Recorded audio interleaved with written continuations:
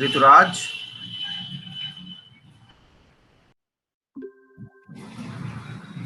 ऋतुराज।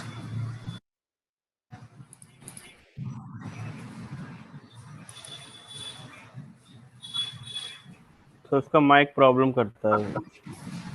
अच्छा, बहुत दिनों बाद उन्होंने क्लास।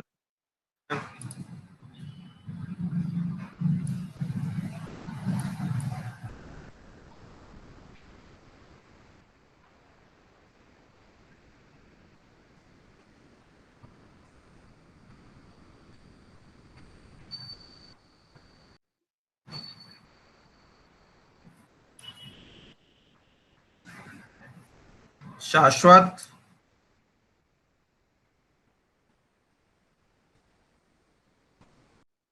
शाश्वत श्रीवास्तव, शाश्वत श्रीवास्तव,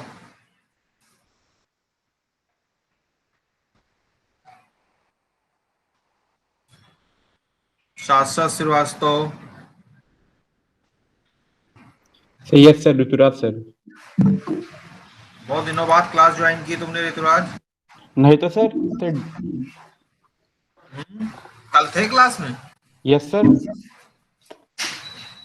हो सकता है ध्यान तुमको देखा नहीं है इसलिए। हो सकता है सर।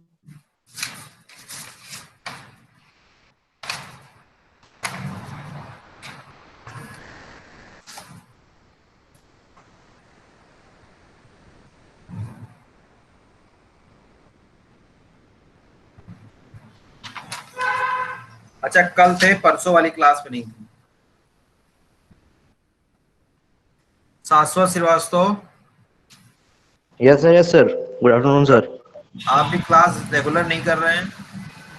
नहीं सर, बस कल तो एब्सेंट हुए थे सर रेगुलर, उसके बाद सर देखिए। अरे कल भी रेगुलर में नहीं आता ना, अब घर पे रहने के बाद क्लास ना करना बहुत बड़ी बात है। नहीं सर, वो सर कल जाना पड़ गया था सर, इसलिए नहीं कर पाया। बाहर तो जाना मना है, कहाँ बाहर चले जाए? नहीं सर, वो पापा को ऑफिस जाना था तो उनको छोड़ने गए थे सर। तो ये अलाउड नहीं है भैया, बाहर जाना सर बिल्कुल छोड़ दीजिए। दवाई लगी हो तब जाओ, यस सर। बाहर बिल्कुल ना निकलो।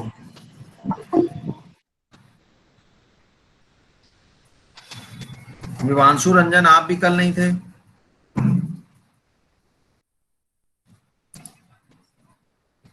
एक भी दिन गैप का मतलब बहुत दिन हो जाता है।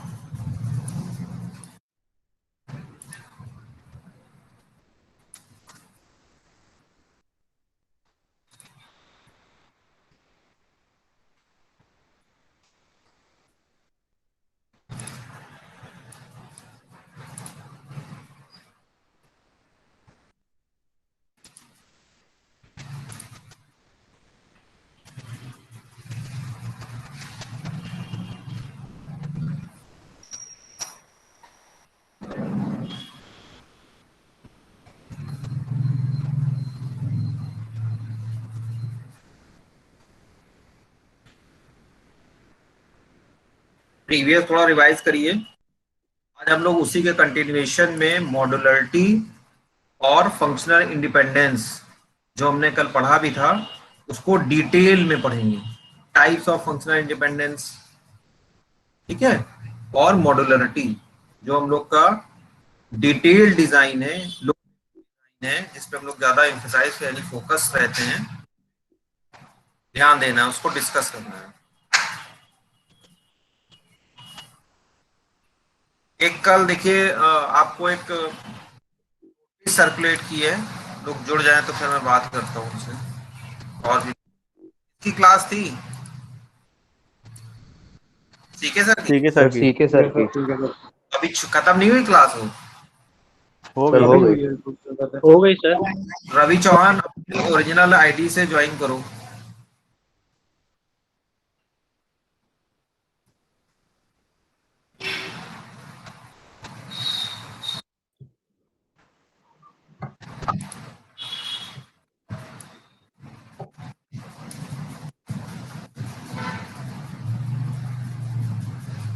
ये आदर्श तिवारी एक बच्चा नहीं ज्वाइन कर रहा है इधर क्लास।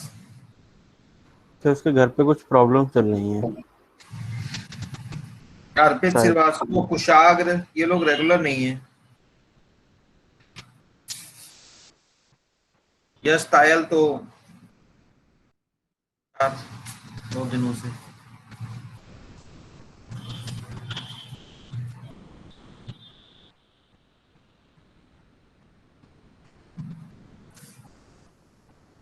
दो मिनट और वेट कर लेते हैं, बाकी सब लोग फटाफट आ जाएं।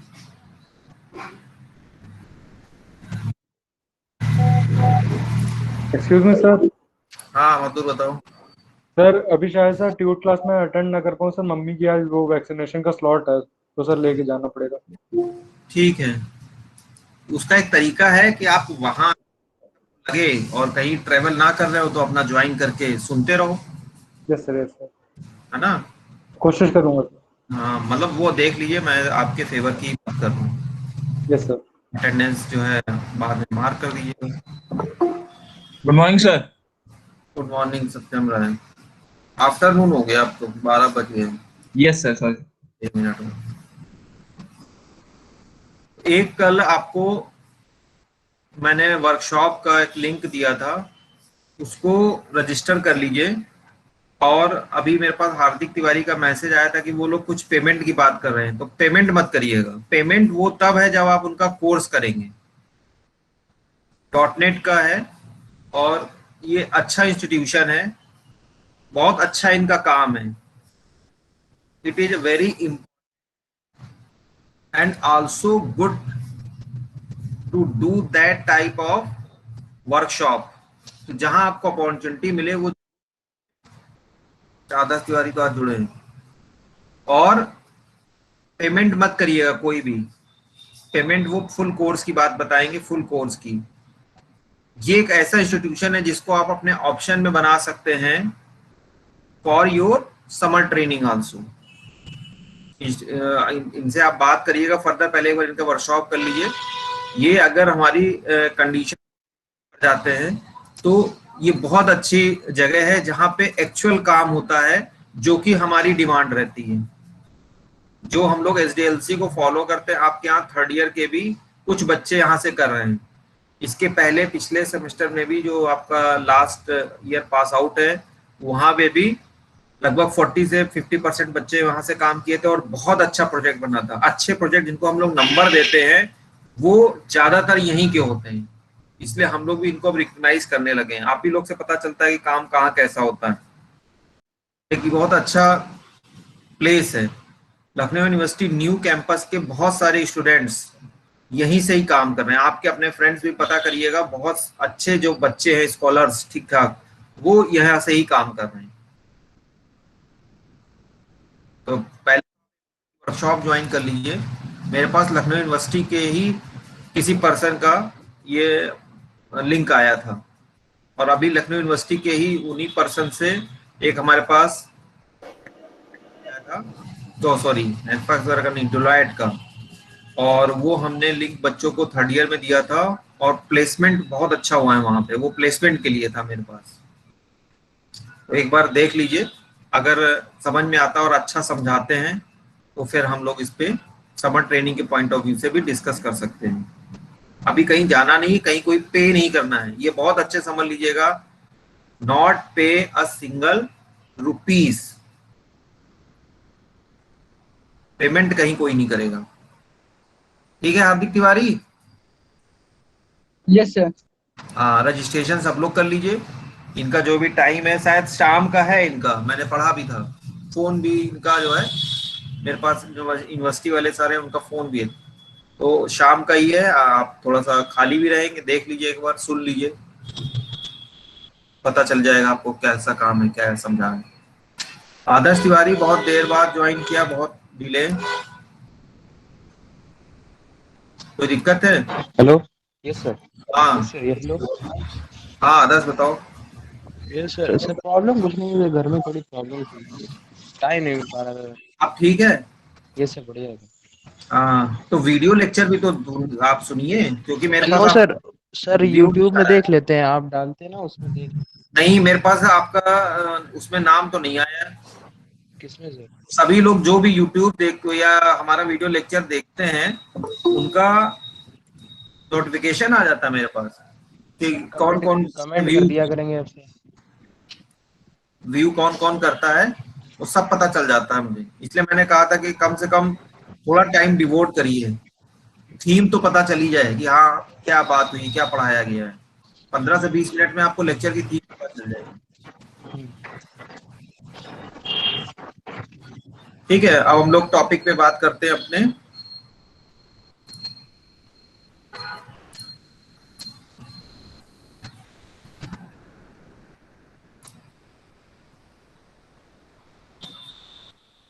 स्क्रीन शो हो रही है बेटा? Yes sir. क्लियर आ रहा यस है? Sir, yes sir. Yes sir, yes sir, yes sir, clear है।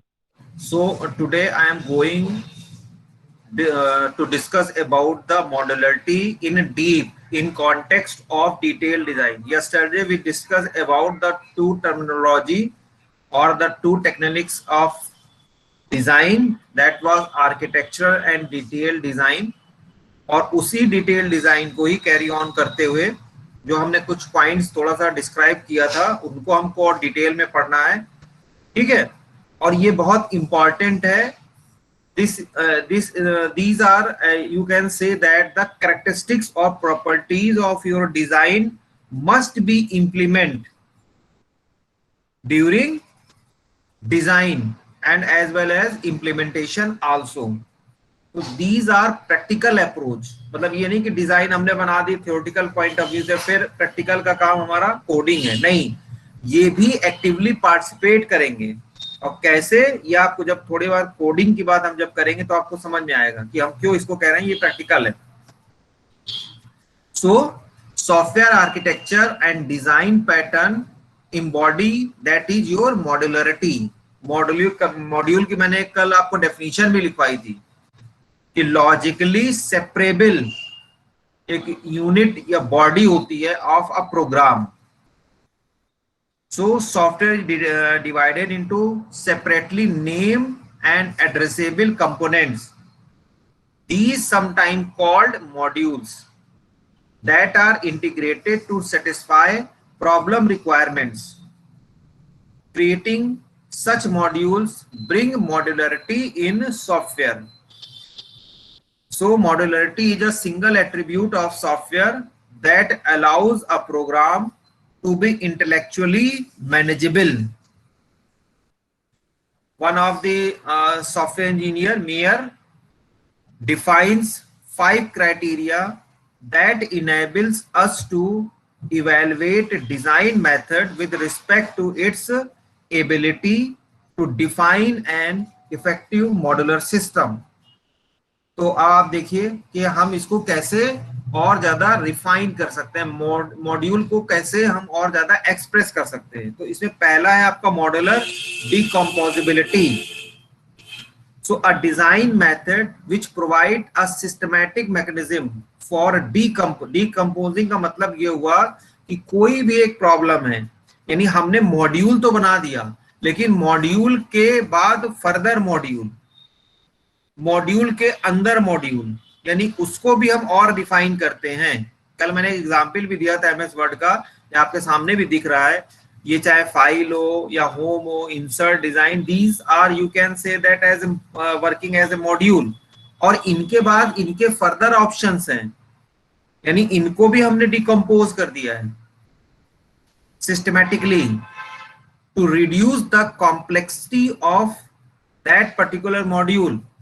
So this is known as modular decomposability। और ये जो जितने भी कंपोनेंट्स होते हैं इनको हम लोग सब मॉड्यूल कहते हैं। अभी आप भी सॉफ्टवेयर डेवलप करेंगे, अभी प्रोजेक्ट ट्रेनिंग करने के बाद प्रोजेक्ट उसकी समर ट्रेनिंग रिपोर्ट बनाएंगे और जब इसको एक्सप्लेन करेंगे तो इसी कॉन्टेक्स्ट में ही आप एक्सप्लेन करेंगे, समझ रहे हैं? सिर्फ मॉड्यूल बनाने से काम नहीं चलेगा, मॉड्यूल के अंदर फिर सब मॉड्यूल होते हैं और उनको हम लोग एक्सप्रेस या एक्सेस करते हैं। This reduce the complexity of the problem and modularity can be achieved. Second है important, a design जिसको हम कहते हैं modular composability, यानी कंपोज करना। A design method enables existing design component to be assembled in a new system. तो कभी कभी क्या होता है कि हम लोग डिफरेंट सिस्टम को भी एक मतलब ये वाइस वर्सा है, ज्यादातर ये डिफाइन होता है या हम लोग ध्यान देते हैं कि हम लोग मॉड्यूलर वाइज बनाएं, लेकिन कभी कभी क्या होता है कि हमने मॉड्यूल अलग अलग बना दिए, ये हमने सोचा। अब देखिए कैसे इसको रिलेट करते हैं, और बाद में जब आप इसको कंक्लूड कर रहे हैं तो आपको लगा कि ये वाला ये इसी का ही वेरिएशन है। This task further, this task is, Anil Gupta late से ज्वाइन किए, this task is further enhancement of that previous task. तो हम ऐसा करते हैं कि एक मॉड्यूल बना करके ही एक साथ इनको रख देते हैं, समझ रहे हैं? तो ये हो गया मॉड्यूलर कंपोजिबिलिटी, यानी एग्जिस्टिंग मॉड्यूल को कंबाइन करके मेन मॉड्यूल बना देना या एक अलग सेपरेट मॉड्यूल बना देना। तो जो पहले हमारे इनिशियली एग्जिस्टिंग सेपरेट मॉड्यूल थे, now these will be become as sub module. Third is modular understandability. A module can be understood as a stand-alone unit. Unit is nothing but compare your syllabus. तो आपका जो syllabus compare हमने किया, या हम आप कभी उसको देखिए ध्यान से, सिलेबस साइट पे भी पढ़ा होगा। तो फर्स्ट पार्ट में तो सिर्फ आपका इंट्रोडक्शन है, जनरल इंट्रोडक्शन है, जिसमें आपके SDLC मॉडल्स हैं, सॉफ्टवेयर का एग्जिस्टेंस है, इवोल्यूशन ऑफ सॉफ्टवेयर है, डेफिनेशंस हैं, ठीक है, और SDLC मॉडल्स हैं। उसके बाद फिर उन मॉडल का इनहेंसमेंट है। तो सेकेंड यूनिट में आपका एनालिसिस आता है। एनालिसिस में डिफरेंट टेक्निक्स ऑफ एनालिसिस और उनके टूल्स।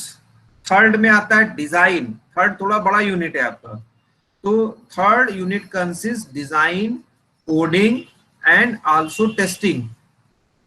और फोर्थ में अदर इंपॉर्टेंट रेलिवेंट टॉपिक्स, जो आपका कॉन्फ़िगरेशन मैनेजमेंट है, या कॉस्ट एस्टिमेशन है, या आपका क्या ये आपका कह सकते हैं केस टूल्स है, क्वालिटी मैनेजमेंट है, ये सारे टॉपिक फोर्थ यूनिट में आपके सारे हैं।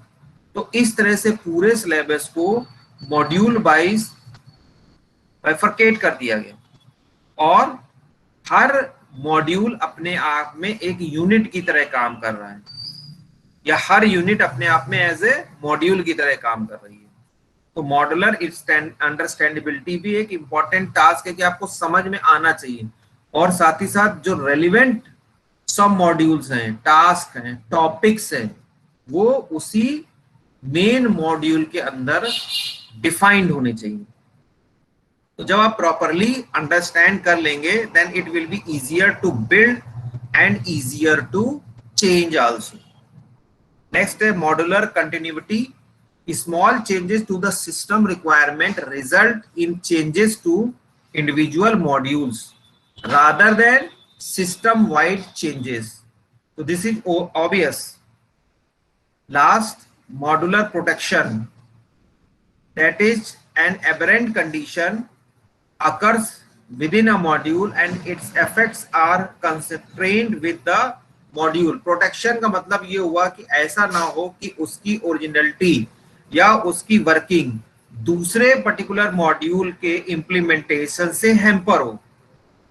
आप समझ रहे हैं? ओवर रूल ना हो जाए उसका एग्जिस्टेंस, या उस किसी और मॉड्यूल में कोई गलत एंट्री की वजह से हमारे नेक्स्ट मॉड्यूल में कोई एरर ना आए। तो प्रोटेक्शन में डिफरेंट कॉन्स्टेंट लगाने, या सिक्योरिटी, जहां पे सिक्योरिटी थ्रेट्स हो उनको भी प्रोटेक्ट करना। मैं आपको एग्जांपल दूंगा, जो हमारा पीपलसॉफ्ट है। तो पीपलसॉफ्ट बहुत बड़ा सॉफ्टवेयर है, लेकिन एज ए स्टूडेंट आपके पास जो आपके लेवल के हैं, जहां पे आपका एक्सेस रिक्वायर्ड है, वही मॉड्यूल आपको दिख रहे हैं। हमारे पास कुछ एक्स्ट्रा मॉड्यूल्स हैं, हायर अथॉरिटीज के पास और ज्यादा परमिशन है, एंड द सीओई और या जो ईडी एंड एग्जीक्यूटिव डायरेक्टर, इनके पास फुल वर्जन जिसमें सारे मॉड्यूल्स हैं, वो सॉफ्टवेयर है। बात समझ में आ रही है शाश्वत श्रीवास्तव? तो प्रोटेक्शन का मतलब ये हुआ यस सर। ने उनको प्रोटेक्ट कर दिया फॉर अनऑथराइज्ड यूजर। जब हम अनऑथराइज्ड यूजर की बात करते हैं, उसका ऑथराइजेशन चेक करते हैं या प्रोटेक्ट या सिक्योरिटी की बात करते हैं, तो फिर उसमें दो टर्म होते हैं, एक तो ऑथराइजेशन और दूसरा ऑथेंटिकेशन। ऑथराइज्ड और ऑथेंटिकेट, ये दो टर्म होते हैं। तो पहले हम ऑथेंटिकेट कर लेते हैं कि ये हमारा वैलिड यूजर है, और जब एक बार वैलिड यूजर है तो फिर उसके राइट्स को हम लोग एक्सेस करते हैं। Authorization is nothing but the accessibility to check the rights, और कुछ नहीं है कि आप इस योग्य है कि नहीं है, ये काम करने का ऑथराइजेशन है कि नहीं है, यानी ये परमिशन है कि नहीं। परमिशन भी आप इसको एज ए सिनोनिम्स यूज कर सकते हैं। तो प्रोटेक्शन का मतलब यही कि अनऑथराइज तरीके से हम उस मॉड्यूल को प्रोटेक्ट कर ले, ऐसी कोई कंडीशन ना आ जाए। तो this is all about the modularity, module and modular implementation of the design. तो इसमें अगर किसी को कोई भी प्रॉब्लम हो, कोई पॉइंट ना समझ में हो, ना आ रहा हो, या कुछ ऐसा हो, कोई कॉम्प्लेक्स थिंग अगर हो गई हो, तो उसको आप पूछ सकते हैं।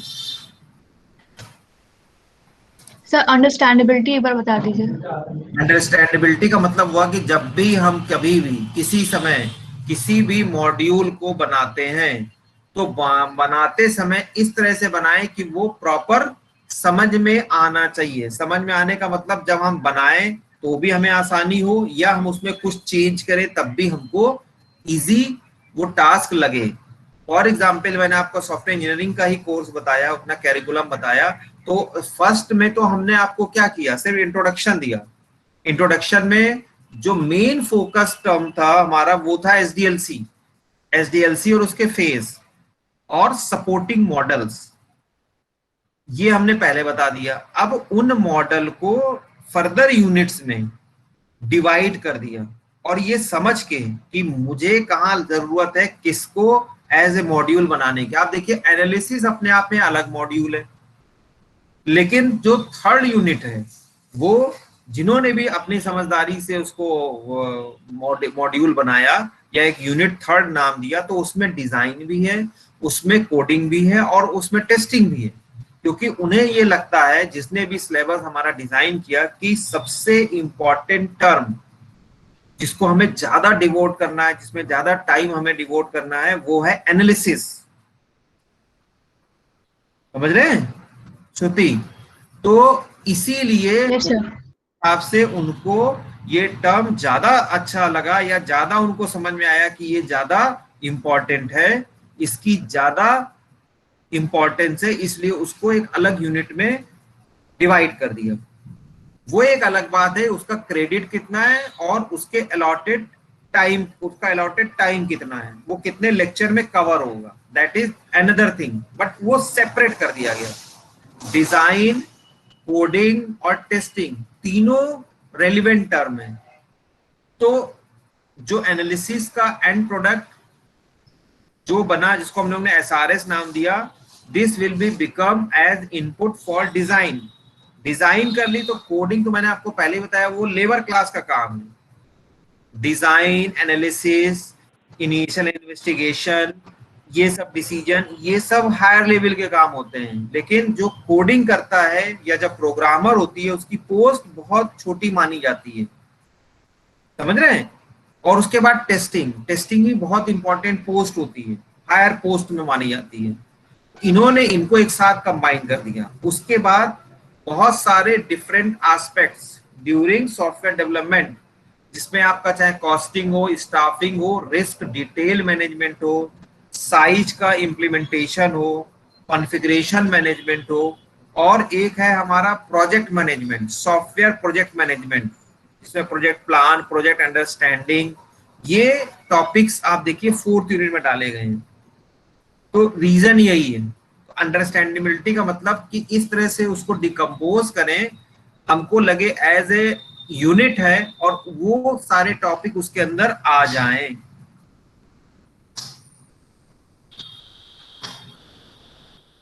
समझ में आया श्रुति? Yes, sir. नेक्स्ट है functional independence. It is advisable to all of you, जब भी हम लोग पढ़ाई करें तो कॉपी और पेन लेके साथ में बैठिए, हेडिंग नोट करते रहिए और हेडिंग के साथ उनकी डेफिनेशन भी लिखते रहिए. मैं ये नहीं कह रहा हूँ पूरा कॉपी कर लीजिए इसको, क्योंकि जब एक बार कॉपी जब आपने सोचा आज हम सॉफ्टवेयर इंजीनियरिंग पढ़ते हैं, आज हमारा एक्स टेस्ट होने वाला, हम पढ़ने जा रहे हैं, हो सकता है उस समय लाइट चली जाए, सिस्टम में बैटरी आपकी प्रॉपर ना हो, और भी बहुत सारे कैटास्ट्रोफिक फेलियर हो रहे हैं, नेट ना आ रहा हो, नेट ना चल रहा हो, रिचार्ज खत्म हो गया, लेकिन कॉपी पे अगर वो थोड़ी सी डेफिनेशन रहेगी और वो पॉइंट रहेंगे तो ब्लैंक नहीं रहेगा, जो एक ब्लॉक बन जाएगा वो नहीं रहेगा. थोड़ा बहुत तो आप फेमिलियर जरूर होंगे, समझ रहे हैं कि ये किस कॉन्टेक्स्ट में बात हो रही है, तो आपके माइंड में वो आइडिया लग जाएगा. इसीलिए नोट्स बहुत जरूरी हैं. और 3rd यूनिट और 4th यूनिट इनके नोट्स प्रॉपर्ली प्रिपेयर करिए. 1st 2nd यूनिट के ऑलरेडी मैं बोल चुका हूं, मैं यूनिट वाइज नोट्स भी आपसे स्नैप लेकर पीडीएफ बना के मंगवाना शुरू करूंगा, तो हमें पता भी चले कि आप लिख क्या रहे हैं, क्योंकि हम तो अपनी तरफ से regularly each and every day video के साथ साथ हमारा इनकैप्सुलेशन की तरह बिल्कुल आपके पास मटेरियल जाता है, जिसमें आप उस दिन का वीडियो लेक्चर और साथ ही साथ नोट्स, अगर 2 में वो कंप्लीट हो रहा है तो दूसरे के बाद आ जाएगा वो, बस बहुत ज्यादा नहीं होगा, 2 से ज्यादा तो हम नहीं करते, बहुत ज्यादा 2, इससे ज्यादा नहीं होगा. कॉन्सेप्ट अगर गड़बड़ हो गया, कॉन्सेप्ट नहीं समझ में आया, तब भी हम उसको एडवांस में डाल देंगे और बाद में भले उसको हमको एक्सटेंड करके पढ़ाना पड़े. तो इसी तरह से आप भी प्रिपेयर करने शुरू कर दीजिए. मैं ये नहीं कर रहा हूँ पूरा आप छाप दीजिए कि आप जो है शाम को गए और पूरा ये डॉक्यूमेंट खोला और इसको पूरा उतारने लगे, नहीं. आप रेलिवेंट पॉइंट लिखिए, समझ के लिखिए कि हाँ ये 2 पॉइंट है, ये इसको एक्सप्रेस करने के लिए कैपेबल है, और बाकी आपने समझ लिया ये इस लेक्चर को सुन करके, तो आपके पास एक मटेरियल लिखने का हो जाएगा. Now come to the functional independence. कल भी हमने आप इस पे डिस्कस किया था. डिटेल डिजाइन का सबसे इंपॉर्टेंट पॉइंट है, ये सबसे फोकस्ड पॉइंट है, क्योंकि जब भी हम कोई टेक्स्ट बॉक्स हो या कोई टेबल बनाएं तो आइडियोलॉजी हमको इसी से मिलती है. The concept of functional independence is direct outgrowth of modularity and the concept of abstraction as well as information hiding. समझे? तो इन ब्रीफ मैं आपको बता सकता हूं कि ये एक ऐसी प्रॉपर्टी या एबिलिटी है फॉर योर डिजाइन या इम्प्लीमेंटेशन, जो कि आपका रिप्लिका है ऑफ डिजाइन या ट्रांसफॉर्मेशन ऑफ डिजाइन है, जो कि ये बताता है किसी भी फंक्शन या मॉड्यूल का स्ट्रेंथ, फंक्शनल स्ट्रेंथ को ये रिप्रेजेंट करता है. और इसके 2 पार्ट होते हैं, कोहेशन एंड कपलिंग. कोहेशन भी फंक्शनल स्ट्रेंथ को रिप्रेजेंट करता है, कपलिंग भी फंक्शनल स्ट्रेंथ को रिप्रेजेंट करते हैं, लेकिन कोहेशन वाकई स्ट्रेंथ को रिप्रेजेंट करता है, कपलिंग में कंप्रोमाइज होता है. समझ रहे हैं? वो कंप्रोमाइज्ड होता है, वो पॉजिटिविटी नहीं होती है. दोनों हैं वही, लेकिन वो पॉजिटिविटी नहीं है. वो हम लोग अभी पढ़ेंगे और एग्जाम्पल के साथ समझेंगे भी. तो functional independence is achieved by developing modules with single minded function and an aversion to excessive interaction with other module. You can say that when we want to design software so that each module addresses a specific sub-function of requirement and has a simple interface when viewed from other part of program or structure. कहने की बात यह है कि अभी आपको कुछ point इसमें समझ में ना आ रहे हो या हाइपोथेटिकल लग रहे हो, मैं आपको एकदम जनरलाइज आपके ही लैंग्वेज में बता रहा हूं कि जब भी हम कोई भी मॉड्यूल या कंपोनेंट डिसाइड करें तो वो कंपोनेंट अपने में सेल्फ इंफॉर्मेटिव हो. हमें उससे बचना चाहिए कि किसी दूसरे मॉड्यूल या फंक्शन की हमें हेल्प लेनी हो, इससे हमें बचना चाहिए. ठीक है? To a large extent we are going to same track, but कहीं ना कहीं प्रैक्टिकल कॉम्प्लिकेशंस या रिस्ट्रिक्शंस की वजह से एक ऐसी कंडीशन आती है कि जब हम इंफॉर्मेशन को शेयर्ड कर, समझ रहे हैं, तो आप कह सकते हैं जो है, अगर आप एक पॉजिटिव माइंड से 100% तो it can't be achieve, but your effort should be expressed, your knowledge, your attempt must be appreciated if you are going to that direction. बाद में वो क्या कॉम्प्लिकेशन होंगे, यूजर किस टाइप का है, वर्किंग का एनवायरनमेंट क्या है, कंप्रोमाइज करना पड़ सकता है, वो एक अलग बात है, लेकिन हमारा जो इंटेंशन है वो इसी पॉजिटिव अप्रोच के साथ होना चाहिए। Independence is important because software with effective modularity, that is independent module, is easier to develop because function may be compartmentalized and interfaces are simplified। पहला आपको देखिए सामने दिख रहा है कि जितना अपने आप में एक केपेबल फंक्शन बनाएंगे रादर देन कि आप उसको कहीं दूसरे पे डिपेंड कर दे रहे हैं, उतना ही ये इफेक्टिव होगा। Independent modules are easier to maintain because secondary effects that are caused by design or code modification are limited. Error progression are reduced and reusable modules are possible। ये बिल्कुल उस तरह है कि आगे आप लोग को एक प्रोजेक्ट असाइन किया होगा, कुछ टास्क असाइन किया गया है सॉफ्टवेयर इंजीनियरिंग के लैब में in the form of groups. अब ग्रुप में अगर आप ग्रुप के भरोसे रह गए, देखिए कुछ लोगों के लिए तो ये बोन है, मतलब उनके लिए एकदम वरदान है, गोल्डन अपॉर्चुनिटी है कि उनको कुछ करना ही नहीं है, तो इनके पास बहाने होंगे। ज्योति कुमारी,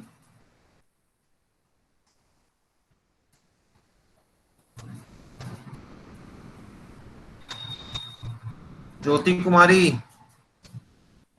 यस सर। क्यों लेट ज्वाइन हुआ? सर घर पे पूजा है सर, तो उसी में बिजी थे सर। तो क्या इसके पहले वाला लेक्चर आपने अटेंड नहीं किया था? सर किया था। क्या आधा आधा घंटा छोड़कर पूजा में अटेंड कर रही हैं, आधा इधर आधा उधर? नहीं सर, सर थोड़ा आज बिजी थे सर, इसीलिए। हाँ देख लो बेटा, पूजा और पढ़ाई दोनों बराबर हैं। अगर आधा आधा रहेंगे तो ना पूजा का फल मिलेगा, ना ही पढ़ाई का आपको एडवांटेज मिलेगा। एक जगह कहीं देख लीजिए, है ना? Okay sir. हाँ भाई, पूजा मेरे हिसाब से पॉजिटिव माइंडसेट के साथ करनी चाहिए। ये ना हो कि हम पूजा में भी हो जाए और इधर भी आकर के क्लास अटेंड कर ले और हम सोच रहे हैं हमको अटेंडेंस मिल जाए। ये एटीट्यूड एटलीस्ट नहीं होना चाहिए। और पढ़ाई से बढ़कर कोई पूजा नहीं है। Yes sir. हाँ, आप पूजा में बैठ भी सकती हैं और इसको ध्यान से वहां बैठ के भी सुन सकते हैं। दोनों ही काम एक साथ हो सकते हैं अगर आप ध्यान दें। मुझे नहीं लगता बहुत ज्यादा मुझे इस बारे में बताने की जरूरत है, आप बहुत समझदार हैं, सभी बच्चे समझदार हैं। लेकिन ये कि दोनों ऐसे काम है जो बहुत ही इंपॉर्टेंट है। क्यों गरिमा सिंह? Yes sir. ये भी तो नहीं कहीं पूजा में बैठी है? नहीं नहीं सर। सुन रही हो मेरी बात? Yes sir. मैं गलत तो नहीं कह रहा हूँ? No sir.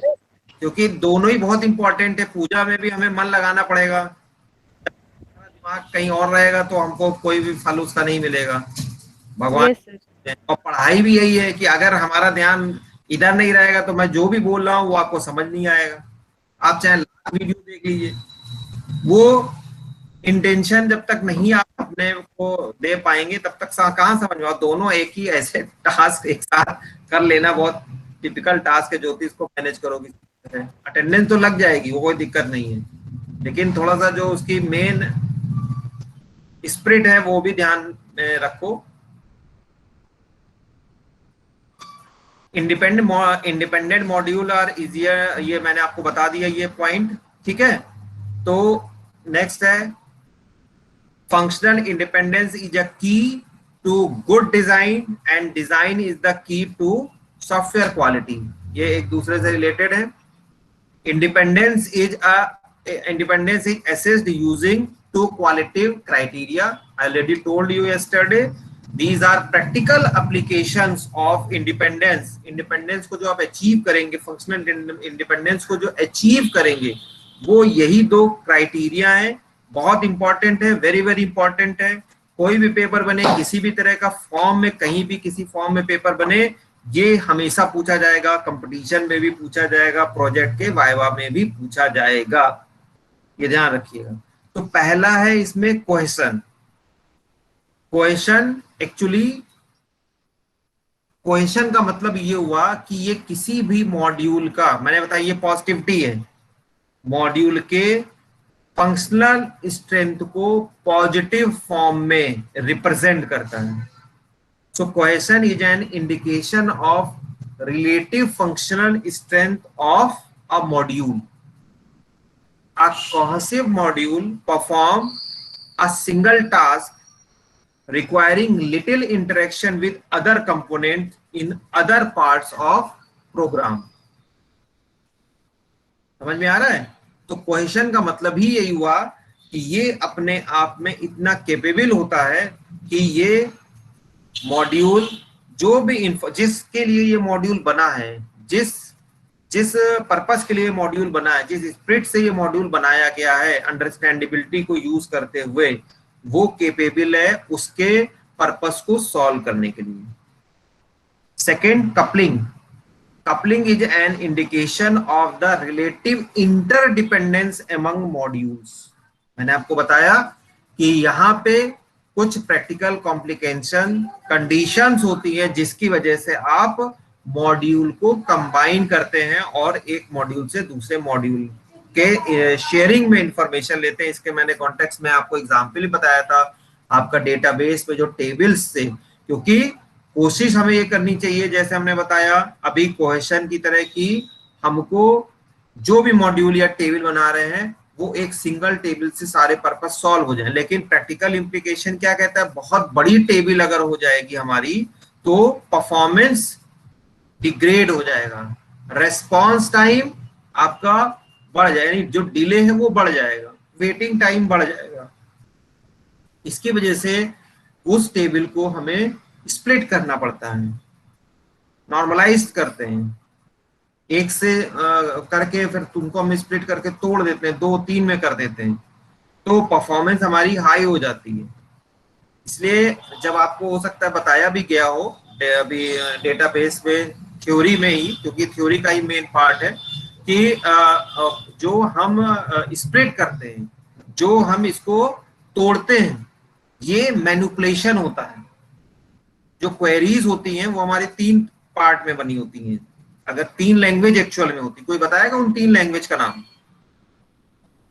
क्योंकि ये हम क्वेश्चन और कपलिंग की बात कर रहे हैं, ये डायरेक्टली रिलेटेड है, डिजाइन की बात कर रहे हैं. हमारा backend design also, front end की तो बात है और टेबल की भी है, बल्कि बैकएंड तो हम पहले डिजाइन करते हैं.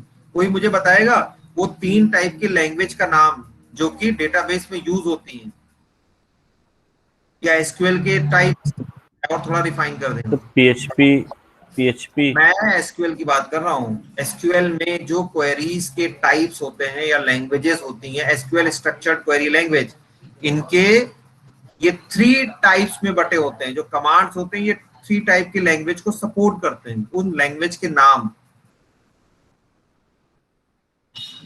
सर वो डीडीएल और डीएमएल वाला? डीपीएल, डीएमएल, एग्जैक्टली, और डीसीएल और डीक्यूएल और टीसीएल. ये तो 5 तरीके के होते हैं. नहीं, फाइल्स नहीं होती हैं. दीज आर टाइप 5 फाइल नहीं, डाटा क्वेरी लैंग्वेज और ट्रांजैक्शन कंट्रोल लैंग्वेज, डाटा 5 बता कंट्रोल रहा, लैंग्वेज. 5 देखिए 3 होती हैं, कहीं कहीं 4 मिलेंगी और कहीं कहीं कुछ लोग ने 5 ही बताया होगा. ठीक है, लेकिन बेसिकली ये 3 होती हैं. अब 3 में कोई बताएगा मुझे? नाम बताइए और थोड़ा सा इनका एक एक कमांड भी बता देंगे. बताइए राज, आप 5 बता दीजिए, फिर मैं आपको बताता हूँ कैसे ये 3 है.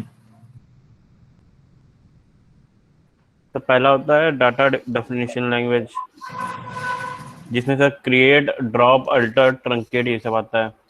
और दूसरा होता है डीएमएल, उसमें सर इंसर्ट, अपडेट, डिलीट तीनों आते हैं. और तीसरा होता है DCL, उसमें ग्रांट और रिवोक आते हैं।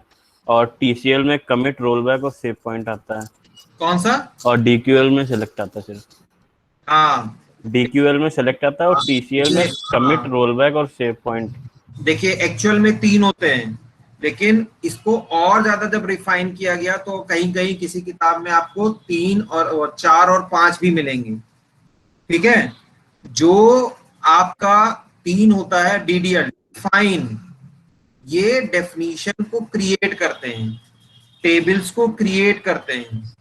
तो जो आपने बताया भी सारे कमांड एकदम सही है। क्रिएट से टेबल या डेटाबेस क्रिएट होगा, ड्रॉप से वो मिट जाएगा, हट जाएगा, डिस्ट्रॉय हो जाएगा। अल्टर उसमें ही चेंज होगा, यानी अगर आप कभी उसकी डेफिनेशन चेंज करना चाहते हैं, कोई कॉलम का साइज चेंज करना चाहते हैं, तो वो अल्टर से आप करेंगे। DML मैनिपुलेशन होता है।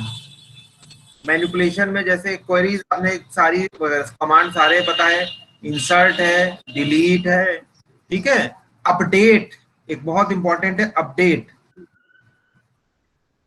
तो ये सारे मैनिपुलेशन के कमांड होते हैं। और तीसरा कंट्रोल, अब आप वो उसको चाहे TCL कहें चाहे कुछ कहें, ये जितने कमांड्स उस पर्टिकुलर लैंग्वेज डेटाबेस को कंट्रोल करने के लिए यूज होते हैं, जिसमें आपका एक होता है commit, save point, roll back. Roll back का नाम भूल गए, बहुत इंपॉर्टेंट कमांड जो है होता है, ये बहुत इंपॉर्टेंट रोल प्ले करता है कि अगर ट्रांजेक्शन आपका एसिड प्रॉपर्टी अगर आपने पढ़ाई होगी, तो ट्रांजेक्शन अगर आपका कंप्लीट नहीं हुआ तो पूरा ट्रांजेक्शन रोल बैक हो जाता है, मतलब जैसा था वैसा ही हो जाएगा। समझ रहे हैं? Yes sir. हाँ, अब बात आती है सेलेक्ट की। तो इसमें थोड़े से जो ओपिनियंस हैं वो डिफर करते हैं। कुछ लोग सेलेक्ट को मैनिपुलेशन का ही पार्ट बताते हैं। कैसे? हमने आपको बहुत बार एग्जांपल बताया था, जैसे कि हमें सैलरी निकालनी है, सैलरी हमारी कॉलम में मंथली है, लेकिन अगर हमको ईयरली करनी है तो हमने क्या किया, 12 से मल्टीप्लाई करके उसका कॉलम इलियास ने दे दिया और उसको प्रिंट करा दिया। और ये हुआ किससे? सेलेक्ट कमांड से, यानी हमने मैनिपुलेट कर दिया। बाद में कुछ लोगों ने कहा नहीं, इसको हम लोग अलग ही नाम दे देते हैं, इसलिए आपने देखा DQL और एक ही कमांड ही दिखेगा आपको वहां पे। आप समझ रहे हैं? लेकिन है ये उसी का ही पार्ट। और जो आपने TCL बताया वो भी DCL का ही पार्ट। तो एक्चुअल में वो 3 होते हैं।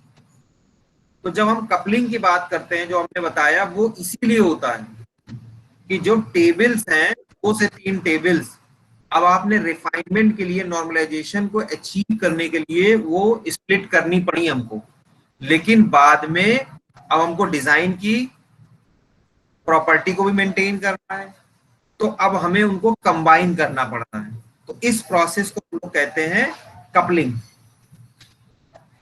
ठीक है, समझ में आया? कोहेशन एंड कपलिंग, इसलिए मैंने एग्जाम्पल से आपको रिलेट कर दिया, और अभी आप डेटाबेस पढ़ भी रहे हैं। समझ में आया? बोलते रहिए भैया। Yes sir. यस हाँ, सर। बोलेंगे नहीं तो मुझे कैसे पता चलेगा? Lovepreet, Lovepreet, yes sir. तो पढ़ाई हो रही ना इस समय, तो दुकानें सब बंद चल रही हैं, फुल यस सर, इस टाइम हो रही है। होगी। हाँ, एक लाइन लिख लीजिए, ये डेफिनीशन जरूर लिख लीजिए कॉपी में, छोटी छोटी डेफिनीशन है। उसके बाद मैं नेक्स्ट स्लाइड पे जाऊंगा, नेक्स्ट इसी का ही टाइप्स पे। एक नीचे लाइन बहुत इंपॉर्टेंट लिख लीजिए, for a good software design there should be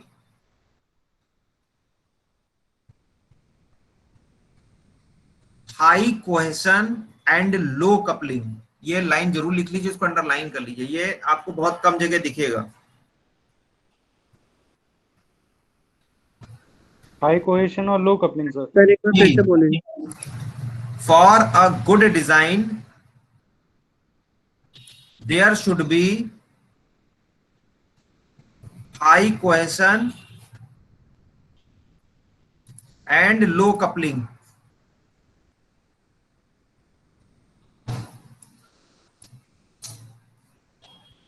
ठीक है? Yes sir. Yes sir. अब आ जाइए क्वेश्चन के टाइप्स में। क्वेश्चन के टाइप में ये नया वाला आपको स्लाइड दिख रहा है? Yes sir. यस सर, दिख रहा है। There Yes, are sir. 7 definition वही है। There are 7 types of question. और बहुत अच्छे से पहले इनके नाम लिख लीजिए सारे, जो बोल्ड हेडिंग आप देख रहे हैं, और इनका सीरियल गड़बड़ नहीं होना चाहिए। अमूमन हम लोग क्या करते हैं कि कोई भी प्रॉपर्टी है, कुछ भी है, तो हम लोग सीरियल उनका बदल देते हैं। जैसे विबग्योर का एक सीरियल होता है, आप सब लोग हम लोग ने पढ़ा होगा। ये फ्रीक्वेंसी के पॉइंट ऑफ टर्म से या वेवलेंथ के टर्म से इनका सीरियल बना है, VIBGYOR, सभी को पता है ना। आर की आर हम लोग क्यों कहते हैं, सारे सिग्नल आर रेड के क्यों होते हैं, सबको पता है? कोई बताए? वेवलेंथ ज्यादा है उसका।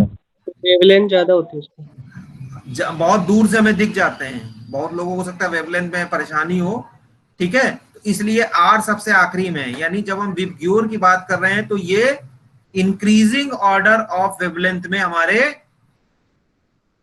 क्या है, असेंबल्ड है। Yes sir. विबग्योर है ना, इसी तरह ये भी है। Coincidental, logical, temporal, procedural, communicational, sequential and functional. यानी सबसे हाई यहाँ पे फंक्शनल है। आप एरो बना लीजिए ऊपर से नीचे की ओर, सातों नाम लिख लीजिए और उसके बगल में एक एरो बना दीजिए, डाउनवर्ड्स एरो, यानी ऊपर से, और तीर नीचे आखिरी में फंक्शनल पे खत्म होना चाहिए। उसकी लाइन स्टार्ट होनी चाहिए कोइंसिडेंटल से, उसका जो तीर वाला हिस्सा है जो कि पिन करेगा, कहीं पे पिंच करेगा, वो फंक्शनल पे खत्म होना चाहिए।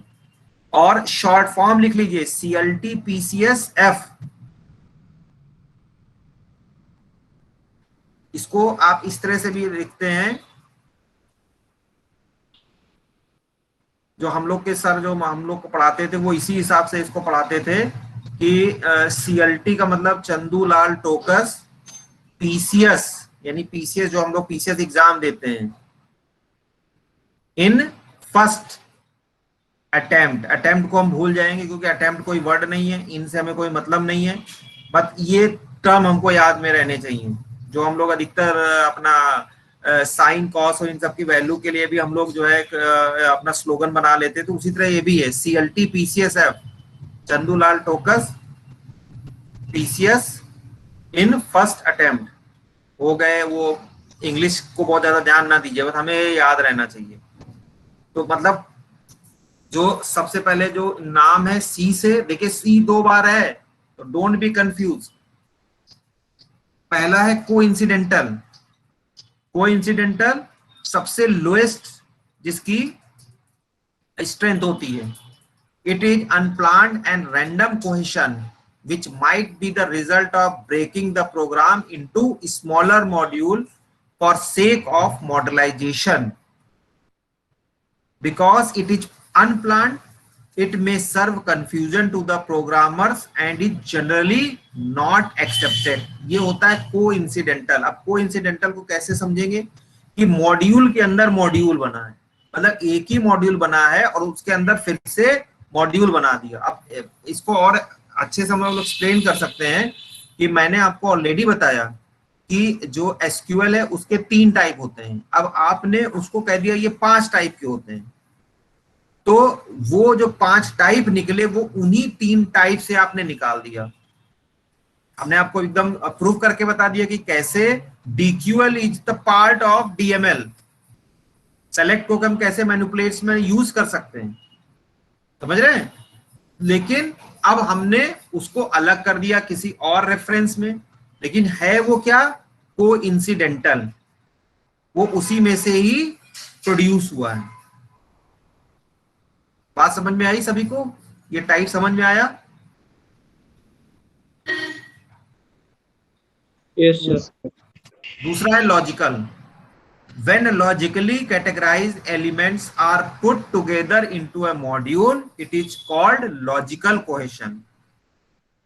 समझ रहे हैं? हम कोई भी मॉड्यूल बनाएं और उसमें जो सब मॉड्यूल बना रहे हैं, जो सब मॉड्यूल रख रहे हैं, वो अगर किसी भी लॉजिकल पॉइंट ऑफ व्यू से रखे गए हैं तो उसको हम लोग कहते हैं लॉजिकली कोहेसिव मॉड्यूल।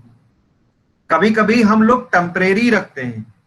टेम्पोरल में क्या हुआ, when elements of module are organized such that they are possessed at a similar point in time for time being.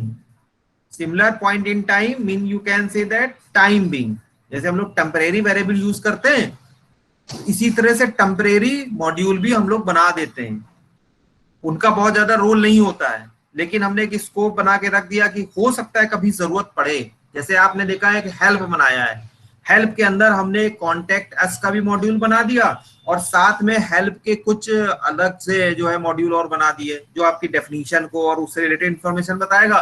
और ज्यादा कुछ है तो हमने कॉन्टेक्ट अस भी डाल दिया कि चलो ये भी टेम्परल डाल देते हैं, हम इतना सारा नहीं कैपेबल हैं इसको समझाने में, हमको फोन करके या हमको ईमेल लिख करके भी ये पूछ सकते हैं, या हमें खुद नहीं पता कि और यूजर की क्या प्रॉब्लम है, एक्चुअली हम क्या हेल्प प्रोवाइड करें, तो इसलिए हमने ये लिख दिया। बात समझ में आ रही है? Yes sir. हाँ, ये समझना जरूरी है क्योंकि ये इम्प्लीमेंट करना है आपको अपने मॉड्यूल में, तब इनकी बहुत जरूरत पड़ेगी, तब यही पूछा जाएगा। ये एग्जामिनर ये जरूर पूछते हैं कि आपने आपका जो मॉड्यूल है ये in the term of functional independence मुझे समझाइए कि कोहेसिव है, कपलिंग है और क्या है इसके रीजन है, टाइप कौन सा है, कितने मॉड्यूल आपके किस 7 टाइप में किस कोहेशन के हैं। तो आप इस तरह से, इसलिए मैं इस तरह का एग्जाम्पल दे रहा हूं, आप इसको रिलेट करते रहिए। Procedural, when elements of module are grouped together which are executed sequentially in order to perform a task, then it is called procedural, यानी procedure wise। देखिएगा, there are some difference between procedural and sequential also, और बहुत important question है, चाहे तो question लिख लीजिए। Differentiate between procedural and sequential cohesion, ये पूछा गया है क्वेश्चन कि प्रोसीजरल और सीक्वेंशियल कोहेशन में क्या डिफरेंस है। 5th टाइप है communicational, when elements of module are group together which are executed sequentially and work on same data, यानी for information only, then it is called communicational cohesion. यानी हम लोग कभी कभी किसी रेफरेंस के लिए किसी दूसरे मॉड्यूल को रेफर करने के लिए, कि उस मॉड्यूल में तो है लेकिन उसको रेफर करने के लिए कुछ इंफॉर्मेशन अपने यहाँ अपने मॉड्यूल में भी हमने डाल दी। तो इस तरह से अगर कोई मॉड्यूल हमारा स्ट्रक्चर्ड है तो उसको हम कहते हैं कम्युनिकेशनल। क्योंकि हमने पुराने वाले देखिए, कोइंसिडेंटल यानी एक तो पूरे में ही इन्वॉल्व है, यानी दोनों लगभग सेम है, वो सबसे वीक, और जैसे जैसे आप नीचे बढ़ते चले जा रहे हैं वो उतना स्ट्रांग होता चला जा रहा है। Sequential, when elements of module are grouped because the output of one element serve as input to another.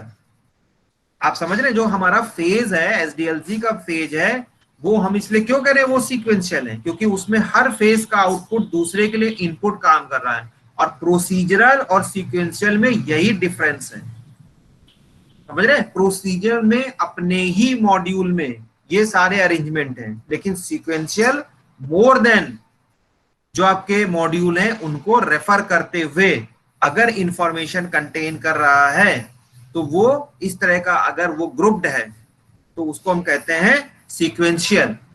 तो हम लोग का SDLC is the common example of sequential cohesion. वो जो एक मॉड्यूल भी है अपने आप में एसडीएलसी, बल्कि हम कह सकते हैं मॉडल है, और साथ ही साथ वो सीक्वेंशियल कोहेशन को भी फॉलो करता है। और functional, it is considered to be the highest degree of cohesion, सबसे हाईएस्ट होता है, and highly expected. So elements of module in functional cohesion are grouped because they are all contribute to a single well-defined function. It can also be reused. So this is all about cohesion. Coupling हम लोग next lecture में पढ़ेंगे। Meantime आप सभी लोग attendance इसमें chat box में लिख दीजिए, और किसी को कोई प्रॉब्लम है वो पूछ सकते हैं। किसी को कोई मॉड्यूल में दिक्कत है, ना समझ में आया हो, तुरंत पूछ लीजिए।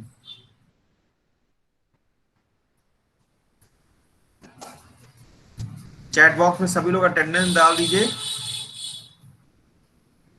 और अगर क्वेरी तो दे कैन लीव आल्सो।